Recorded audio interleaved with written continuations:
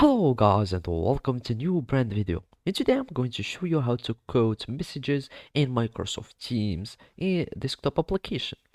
The first thing that I want you to do now is to open your Microsoft Teams desktop client, and then you will need to follow these simple steps.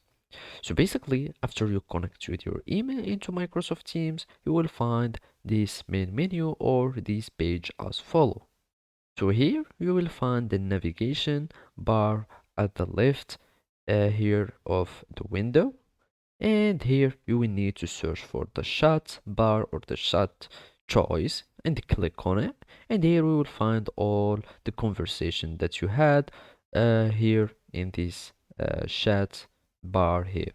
Here you can search for your contacts that you want to talk with, and here in my example, I'm just going to have a conversation with my account.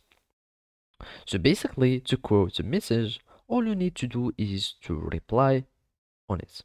To do so, you will need to go to the message that you want to quote, you right click on it, or you click just on the 3 points action icon, and here you will find this pop-up menu. Basically, we need just to click on reply, and after that, we will have our messages or the message that we have selected, it will be quoted.